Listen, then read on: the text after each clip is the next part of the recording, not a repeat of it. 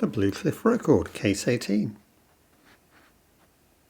The Emperor asked national teacher Huizong, "What do you require after you've passed from life?" The national teacher said, "Give me a seamless monument." The Emperor said, "Master, please tell me what the monument would look like." The national teacher was silent for a while. He asked, "Understand?" The Emperor said, "Don't understand." The national teacher said, "I have transmitted the teaching to my disciple, Danyuan. He's well versed in the matter. You can summon him to ask about it." After the national teacher passed on, the Emperor summoned Danyuan and asked him to explain what it all meant. Danyuan said, "South of Jiang, north of Tan, in between there's enough gold for the whole nation. Beneath the shadowless tree we're on the same ferry. In the palace of glass there is no one who knows." And as we're given the koan, we actually have the collator's comments attached, line by line, which is unusual as part of the koan itself. So, south of Jiang, north of Tan, Shuidu commented, "A single hand makes no clapping sound." In between there's enough gold for the whole nation. Shuidu commented, "A star fashioned in the mountains." Beneath the shadowless tree we're on the same ferry. Shuidu commented, "The sea is calm, the river is transparent. In the palace of glass there is no one who knows." Shuidu commented, "He holds it up."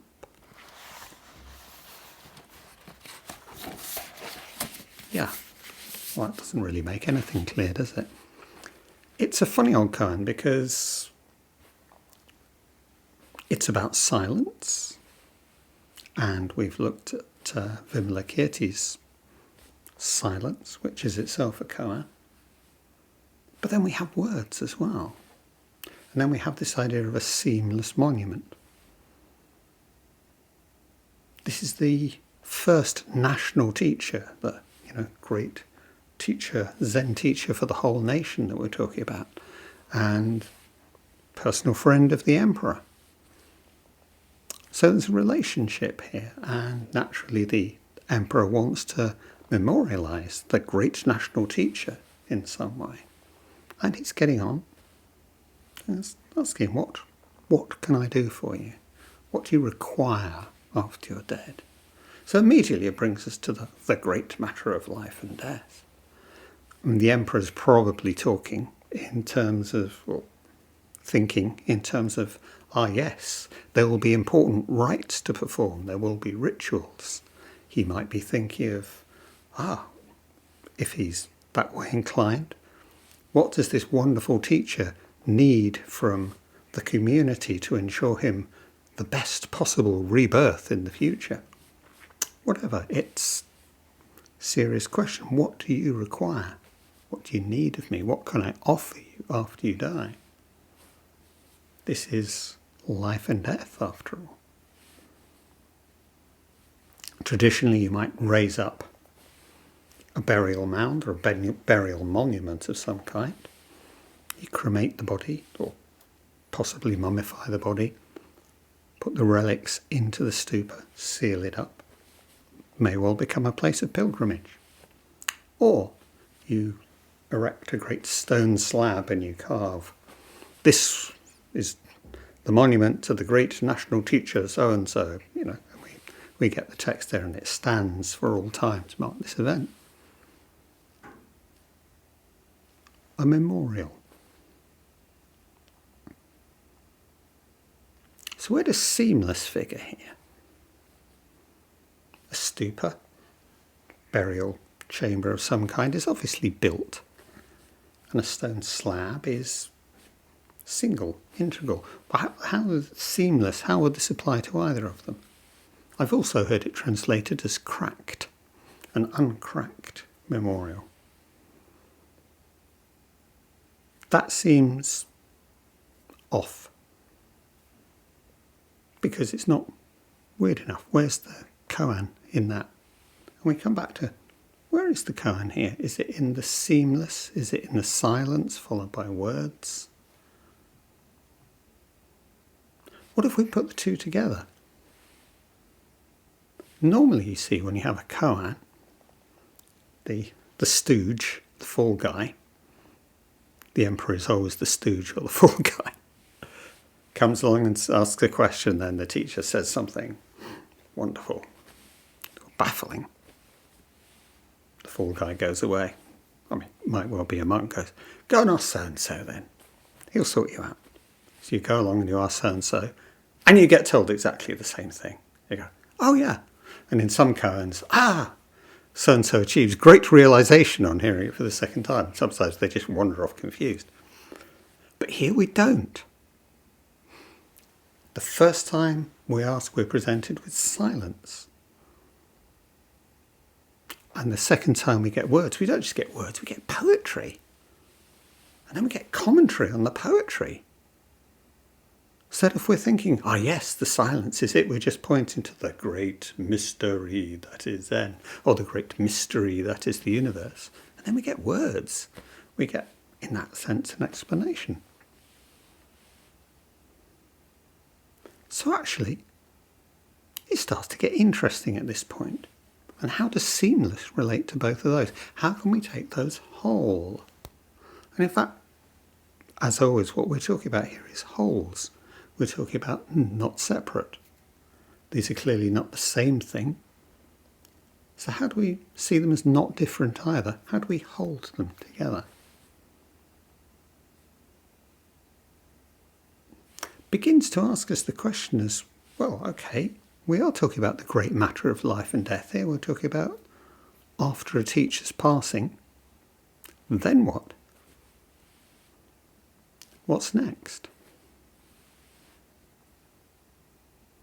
And so the emperor, who's in a sense the teacher's student, asks, well, teacher, on your death, then what?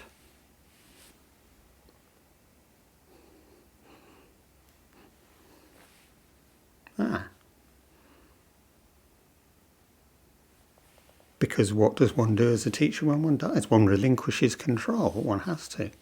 All the things one has set up might last, they might endure, they might come crashing down. They will develop in their own way. A letting go. So in a sense, it's just offering us a letting go. We need to move on. What moves on? My teacher, Barry, worked with Joko Beck for many years. Barry was on the East Coast, Joko Beck was on the West Coast. Several times a year, he'd take the trip out to California and back. And of course, when he founded the Sangha in New York, that got less. Fewer trips. Eventually, Joko's getting really old. And Barry comes one more time. As Joko, this likely to be the last time I ever see you. That's really sad. Joko says, the only thing that matters is the Dharma. What are you going to do with that? And in a way, that's exactly what the Buddha is reputed to say as he's dying. Those are the Sangha who are there. And there's not many left by this time. They're weeping, they're lamenting. They're doing all perfectly reasonable things when your great teacher's dying in front of you. He says, no. You've got me because you've got the teaching. Strive with care. Carry on.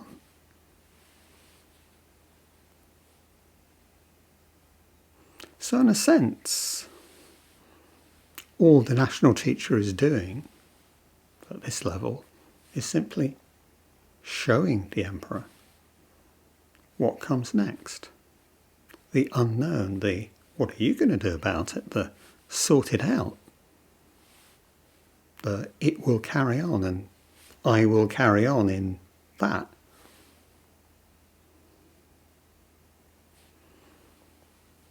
So he's not describing what's going to happen. He's directly showing what's going to happen.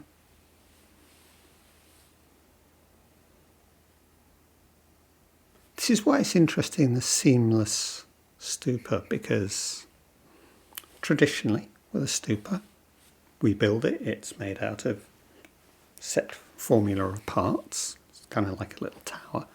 Obviously, different Buddhist traditions have different versions. What we think of as the Chinese pagoda is actually derived from stupa form. Levels, different parts, things jutting out, little roofs, the deal. But a proper stupa, the heart of it is the chamber at the base, where we have a burial. As I say, maybe it's relics. Maybe we've cremated the body and we place the relics in. Maybe the whole, it's big enough and we sit the whole body in there. But then it becomes a place which is marked, and it contains something special, something separate, which has been literally sealed in, sealed off. And we address it as something special. It becomes a place of pilgrimage, a place we come to offer respect. The past is something separate, which is now finished. So the point about a seamless stupa is there's no way in. We can't put anything in there.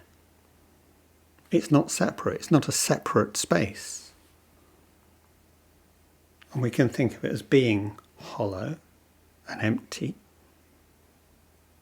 And we can think about that as an idea, as being in itself, because we're all empty. Or we can think about it as being solid, so there's literally no space for anything else. That's probably taking the imagery too far, but what's important is there's no inside and outside. There's simply the stupa. So we could say, make me a seamless stupa. Don't put me in there. That's not the place to put my body. That's not the place to put my relics. That's not the place to put me.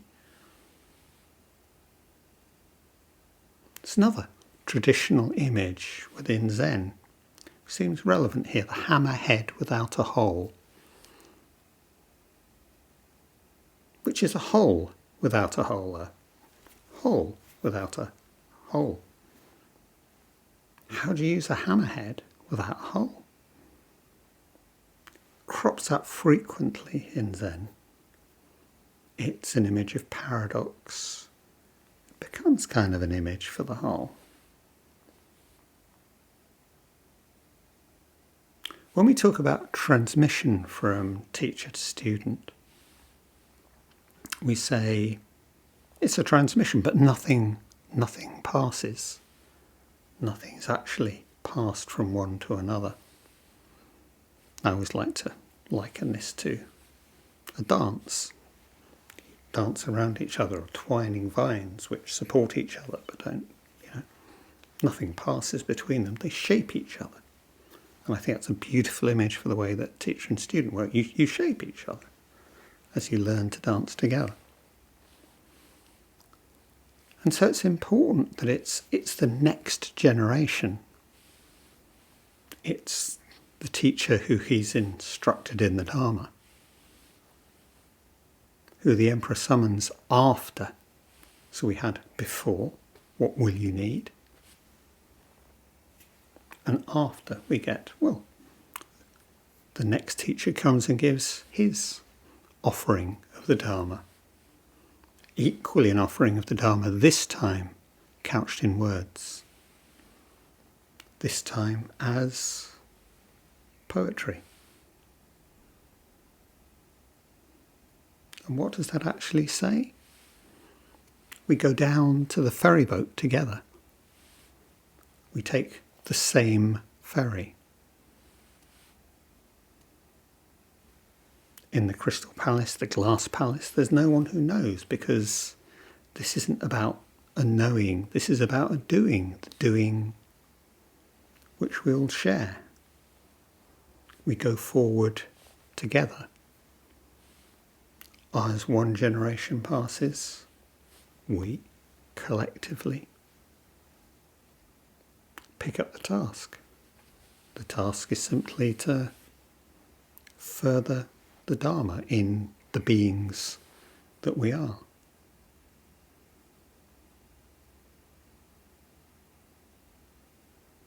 And in that way, we realise that this seamless stupa is not separate, because actually, by being seamless, it's not just seamless within itself, the structure, it's seamless with the world. In fact, it is the world. The seamless stupa, just at the end of the day, is the world. The world continues. The national teacher hasn't, in that sense, gone anywhere. The Dharma persists. They still exist in us as us. Stupa is a marker that says here, this place, this moment, as the whole world.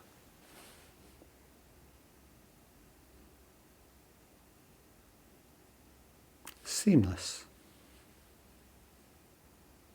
not separate.